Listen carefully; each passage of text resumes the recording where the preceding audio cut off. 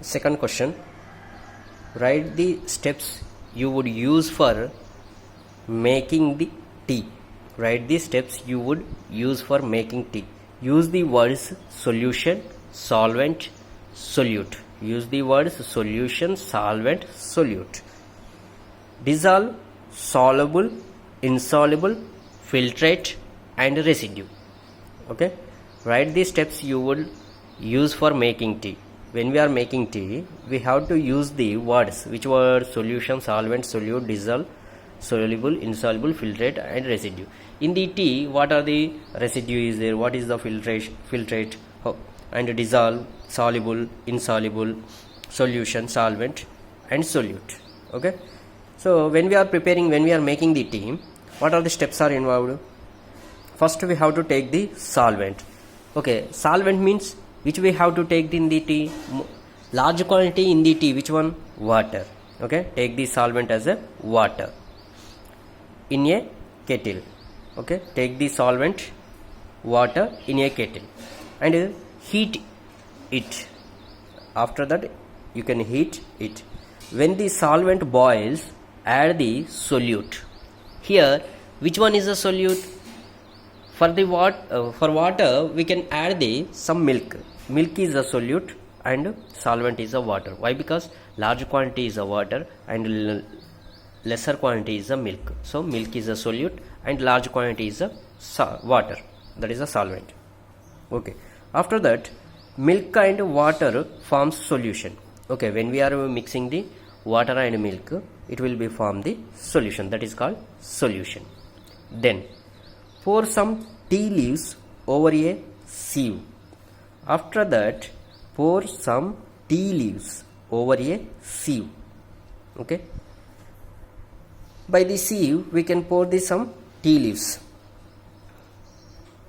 Pour slowly hot solution of milk over tea leaves.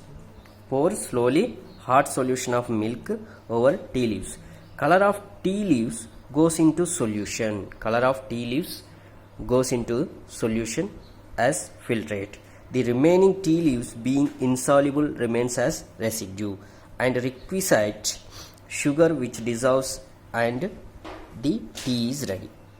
Okay, here sugar also we can consider as a solute. Okay, we are using the tea powder. Okay, so color of tea leaves goes into solution as a filtrate. So after the completing making the tea, we can filtrate the tea leaves. So that is called filtration. Okay, the remaining tea leaves being insoluble. Some of the tea leaves are insoluble, remains as a, we can call that is a residue. After filtration, that is called residue. Okay, so this is about the steps are involved in the making of the tea. Okay, in that solvent which one, solution which one and solute which one? Solute is a sugar and milk, solvent is a water and solution is a sugar and milk and water is a solution. After the filtration we can obtain the residue in the filter. Okay, so these are the methods are involved in the making of tea. Next, third question, already that data given. If you have any doubt in the third question means you can ask me. And fourth question, already you know the saturated solution, pure substances, colloids and suspension. Okay, suspension example is we are taking the chalk piece powder and the copper sulfate solution and colloids is a milk, already we are discussed. Pure substances and saturated solution. Saturated solution means no more solute cannot be dissolved into the that solution, that is called saturated solution. Okay, and fifth question, what is the fifth question? Classify the following homogeneous or heterogeneous mixtures. Okay, classify the following mixtures, homogeneous or heterogeneous. Which one is a homogeneous, which one is a heterogeneous, we can classify, we can divide. Okay, homogeneous mixture, they given the soda, water, air, filtered tea, wood, soil. Okay, in that which one is a homogeneous mixture, which one is a heterogeneous, once we have to discuss. Okay, soda water is a homogeneous mixture, that is a uniformly composition. Okay, homogeneous mixture which one? Soda water. and air. Air is a mixture of gases. It is also homogeneous mixture of the gases. Already when we are discussing the homogeneous mixture, we can given the example air also. And filtered tea. In the filtered tea also it is homogeneous mixture. Why? Because that milk, water and sugar is dissolved in that water and milk, so that is we can consider homogeneous mixture. That is also uniformly mixed. And heterogeneous is a wood is a heterogeneous, and soil is a heterogeneous. This is a non-uniform composition, that's why it is considered as a heterogeneous mixture. Okay.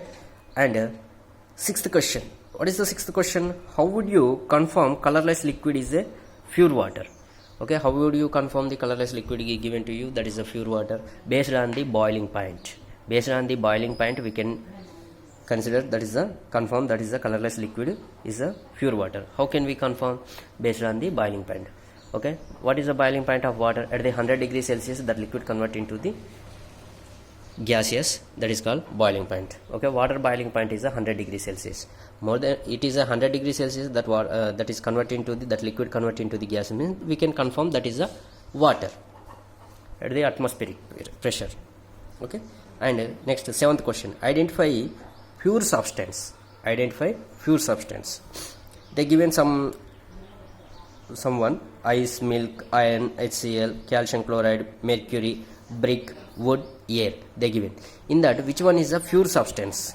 Okay, so pure substances is ice, iron and hydrochloric acid and calcium chloride and mercury. These are the pure substances. Okay, pure substances. Air is it is not a pure substance. Why? Because it is a mixture of the gases. Air is a mixture of the gases. It is not a pure substances. Wood also, it is not a pure substance. Ice is a pure substances. Iron is a pure substances, and hydrochloric acid is a pure substances, and calcium chloride is a pure substances, and mercury is a pure substances. Okay, milk is not a pure substance. Why? Because in that milk we can given the example, milk is a colloidal solution. Okay, in the colloidal solution we are discussed about the milk also. This is a seventh question. And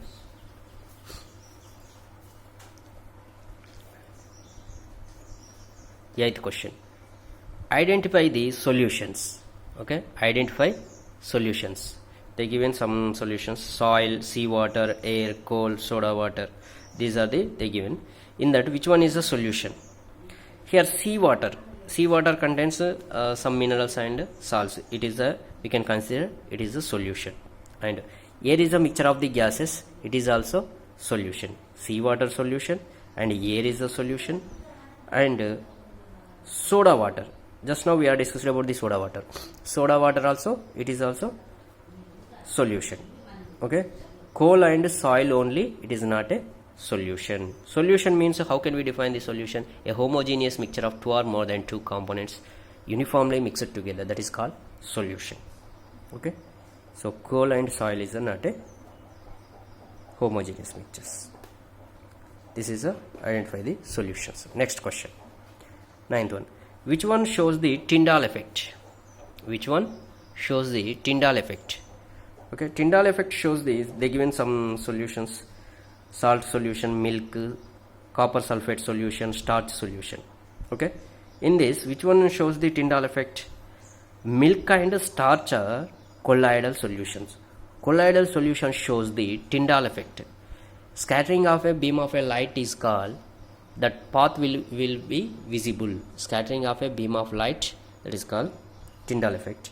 So which solutions are shows the Tyndall effect? Milk and starch only shows the Tyndall effect.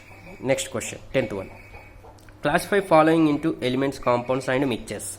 Okay, they given some elements, some compounds and mixtures. We can classify which one is element, which one is a compound, which one is a mixture. Okay, sodium, we know sodium is a element, silver is a element, tin, silicon, these are the single elements. That's why we can consider that is a. Okay, what are the elements? These are the single elements: sodium, silver, tin, silicon. These are the elements. What are the compounds? Compounds means elements are combined to form compounds. Okay, calcium carbonate, methane and carbon dioxide. These are the compounds we can consider as a compounds. And mixtures, soil is a mixture, sugar solution is a mixture, coal is a mixture, air is a mixture, soap is a mixture, blood is a mixture. Okay, in that mixture homogeneous mixtures is there and heterogeneous mixtures is there. That is a classification. Okay, but mixtures is a homogeneous also we can consider, that is a mixture. Heterogeneous also we can consider, that is a mixture. Soil is a heterogeneous, so but it is a mixture.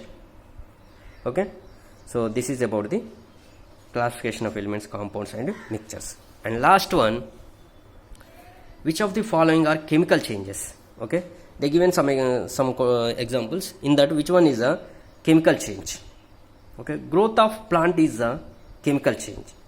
Growth of plant is a chemical change. Why? Because it is not, again it will become the first one. Okay, it is not a reversible. That's why growth of plant is a chemical change. Chemical changes means which one is a irreversible changes, that is called chemical changes. Okay, it is a irreversible change, growth of plant. And rusting of iron also, that is a chemical change. Cooking of food also chemical change. For suppose from the rice we can cook the food, again from the food we did not cook the rice. That's why it is not a reversible, it is a irreversible process. That's why it is a chemical change. Digestion of food also same, we have to take the same example. Okay, and burning of a candle also example for chemical change. These are the chemical changes: growth of a plant, rusting of iron, cooking of food, digestion of food, burning of a candle. Okay, thank you all of you. Have a nice day. Bye all of you.